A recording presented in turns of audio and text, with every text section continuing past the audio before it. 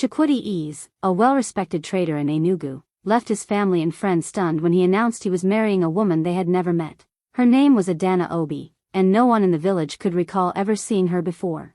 Chukwudi spoke little about how they met, only saying she was the one he wanted to spend his life with. Curiosity grew as the wedding day approached, and the whole village turned out to witness the mysterious bride. When Adana finally arrived, every eye was fixed on her. She was breathtaking, tall, graceful, and with features so striking they seemed almost unreal. Her skin glowed under the sun, and her traditional attire shimmered with beads and gold threads. But as the ceremony began, whispers spread among the guests. From the moment she walked in until the vows were exchanged, she didn't blink. Not even once. Her gaze remained steady, her deep, dark eyes fixed on Chukwudi as though nothing else in the world existed. Some guests nudged each other, uneasy yet unable to look away. Others whispered old superstitions, recalling stories of spirits who never closed their eyes. Even as the priest blessed the union, Adana's unblinking stare never faltered. It wasn't the stiff gaze of shyness or nerves, it was calm, steady, almost hypnotic, as if she was holding on to something the rest of them couldn't see. Chukwudi, lost in the joy of the moment, didn't seem to notice the unease in the crowd. When they exchanged rings, she smiled faintly, her eyes still wide open. It was beautiful and strange all at once, and by the time the ceremony ended, the whispers had grown louder. The villagers left with questions they couldn't answer, but one thing stayed in their minds: the new bride's eyes, always open, as if she was afraid of what might happen if she let them close. That night, after all the celebrations and noise had faded, Chukwudi led Adana into their new home. The air was filled with the scent of fresh palm oil stew his sister had left for them, but neither of them felt hungry. They were finally alone as husband and wife. Adana moved quietly, her steps soft against the wooden floor, and when she spoke, her voice was gentle but carried a strange stillness, as though every word had been weighed before it left her lips. When they lay down together, the room was lit only by a small oil lamp on the bedside table.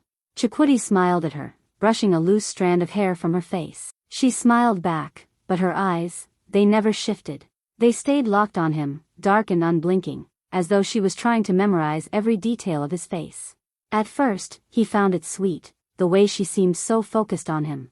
But as the minutes passed, he noticed she didn't move. Not her eyelids, not her gaze. She lay perfectly still, her breathing soft and even, yet her eyes wide open, fixed directly on him.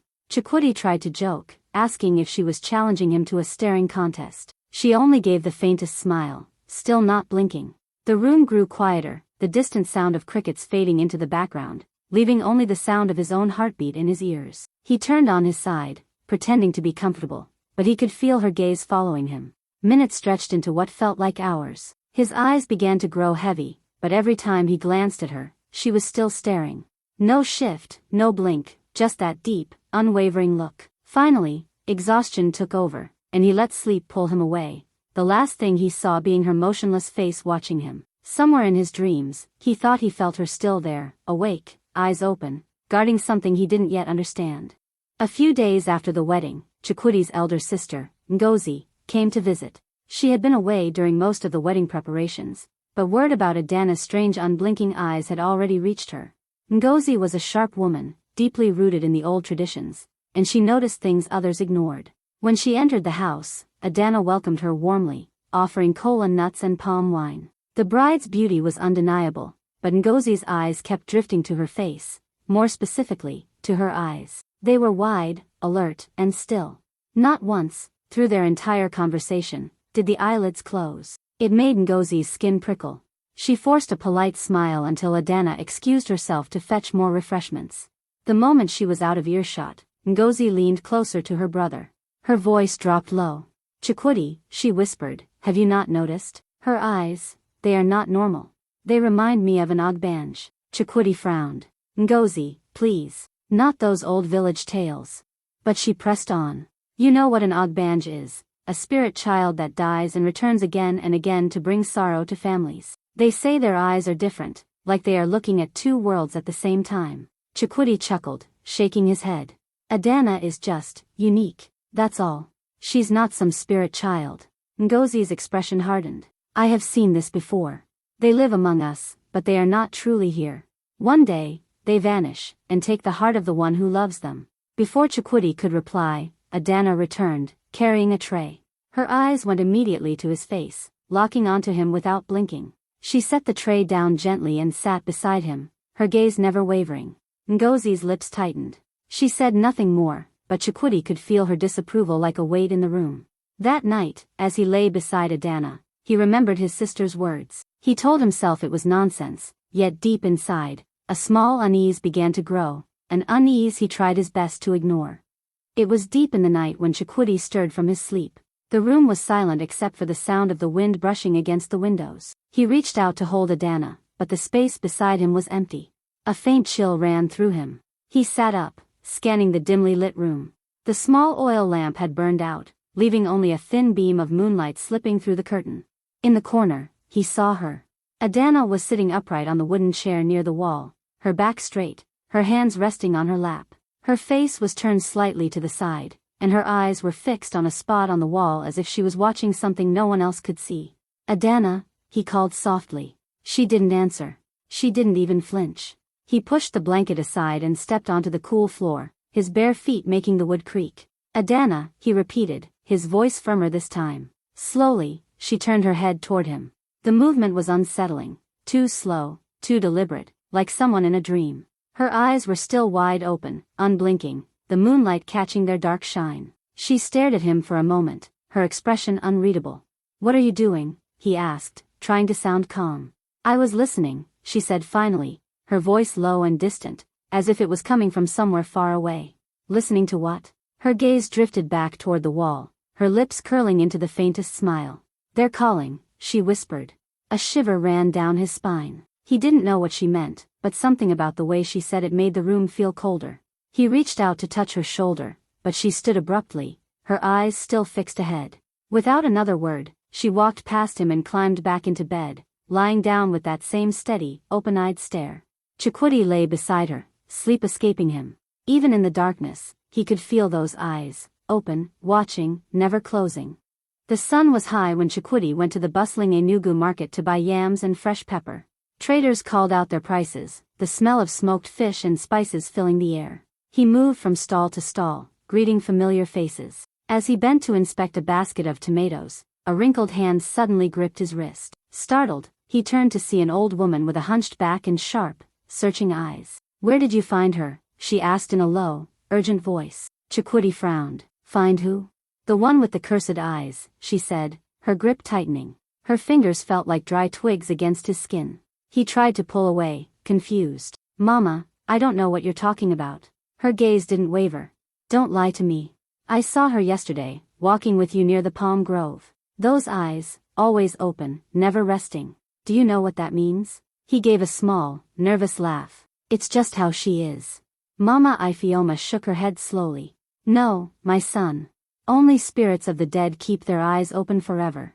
They fear the darkness behind their eyelids. If they close them, the shadows will take them back." Chikwidi's smile faded. "You believe in such things?" The old woman leaned closer, her breath warm and smelling of herbs. "Believe? I have seen it. Many years ago, in another village, a man married one like her.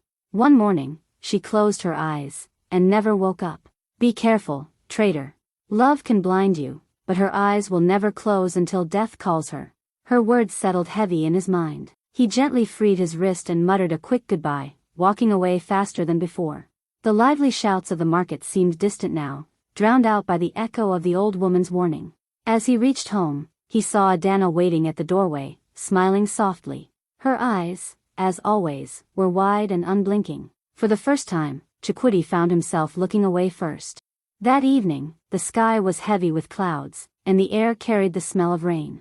Chikwudi sat on the edge of the bed, watching Adana as she brushed her long, dark hair in slow, steady strokes. Her gaze stayed fixed on the mirror, her eyes wide and still, following every movement without a single blink. He had tried to ignore it for days, but the whispers, the warnings, and his own growing unease finally pushed him to speak. "Adana," he said softly, "why don't you ever blink?" She paused, her hand frozen in midair. For a moment, there was only the sound of the wind rattling the window. Then, she turned her head toward him, her lips curling into a faint smile. "Why do you ask?" "Because it's not normal," he replied, trying to keep his tone gentle. "Even when you sleep. I'm not sure you really sleep. Your eyes are always open. It's like you're afraid to close them." Her smile lingered, but it didn't reach her eyes. She set the comb down and walked over to him, kneeling so that her face was level with his. "Do you really want to know?" she whispered. "Yes," he said, his voice low. She leaned in closer until he could feel her breath on his skin. "If I close my eyes," she murmured, "I might not come back." The word sent a cold shiver down his spine. "Come back from where?" he asked, his chest tightening. Her gaze didn't waver. "From where I was before you found me." He swallowed, unsure what to say. "And where was that?" She straightened slowly, still watching him. "Somewhere dark, somewhere that waits for me." For a long moment, they stood in silence, her unblinking eyes locking him in place. Then she turned away, picked up the comb again, and resumed brushing her hair as if nothing had been said. That night, even as he lay beside her, Chikuti couldn't shake her words. The thought that each second she kept her eyes open was a fight against something unseen haunted him until sleep finally claimed him. The weight of unanswered questions pressed heavily on Chikuti until he could no longer bear it. The strange warnings, Adana's cryptic words, and her constant unblinking gaze had become too much. One humid afternoon, he told her they were going for a walk, but instead he led her deep into the forest, where the air was thick and the trees closed in overhead. After nearly an hour, they reached a clearing where a small mud-walled shrine stood, its entrance draped with red and white cloth. Inside, the air was cool and smelled of burning herbs. Chief Okari, an old man with skin like weathered leather and eyes that seemed to see straight through a person, sat cross-legged before a clay altar. He looked at Adana for a long moment before speaking. "I have been expecting you," he said quietly. Chikuti explained everything, the staring, the whispers, the strange things she had said. Chief Okari listened without interrupting, his gaze fixed on Adana, who stood silent and still. Finally, he sighed deeply. "She is not like others, Chikuti. Many years ago, she drowned in the river near her childhood home. Her family could not accept her death, so they came to me, but I refused.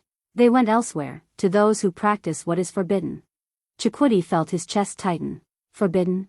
The old man nodded slowly. "They called her back from the other side, but only her body returned. Her soul, it never fully crossed back. That is why she cannot blink. If her eyes close, even for a moment, the darkness she escaped will pull her back where she belongs." Adana's voice was calm, almost resigned. "I told you," she said to Chikuti, "I might not come back." Chief Okari's gaze softened, but his words were firm. "She walks between two worlds, my son. You must decide if you can live with that, because one day, she will be called again, and you may not be able to stop it." Chikuti stood frozen, his mind spinning, the truth heavy in his heart as Adana's unblinking eyes met his in the dim light of the shrine. Days passed after the visit to Chief Okari, but his words never left Chikuti's mind. He tried to act normal, yet every time he looked at Adana, he remembered the warning. One blink could take her away. Then, one evening, he noticed something strange. As she sat weaving a basket by the window, a tear rolled down her cheek. At first, he thought she was crying, but when he looked closer, he saw both her eyes glistening, the whites red and strained. "Adana, what's wrong?" he asked, kneeling beside her. "My eyes, they burn," she whispered. "They feel heavy, like they're begging to close." Chikuti felt his heart race. "Then close them for a while. Rest." She shook her head sharply. "No. If I close them, even for a second, I might not come back." "You heard what the chief said." Her voice trembled now, and for the first time, he saw fear in her expression. That night, she refused to lie down. She paced the room, rubbing her eyes gently, as though trying to soothe them without letting them shut. Every few minutes, her gaze would falter, her eyelids twitching from the strain. "Stay with me, Chikuti," she begged, gripping his arm. "Don't let me sleep. Talk to me, sing to me, do anything. Just keep me awake." He lit more lamps, filling the room with light, hoping it would keep her alert. He told her stories from his childhood, made her drink water, even splashed her face gently when her eyes began to close. Hours dragged by, the ticking of the wall clock growing louder with each passing minute. By dawn, her eyes were bloodshot and swollen, tears streaming constantly, but she was still awake. Chikuti felt his own body ache from exhaustion, yet he dared not leave her side. As the sun rose, she slumped into his arms, her voice barely a whisper.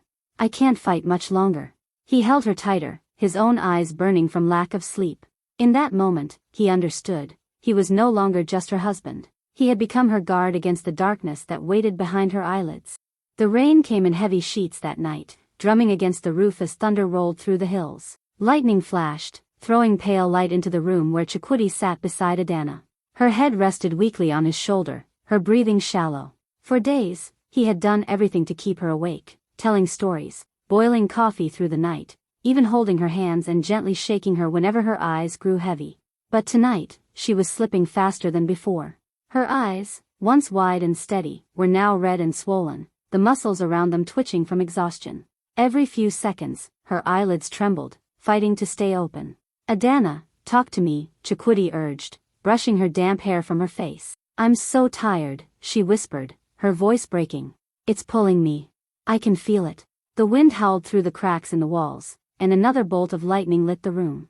Chikuti's hands tightened around hers. You can fight it. Just a little longer. Please. She gave him a faint smile, but her gaze was distant, as if she was already seeing something far away.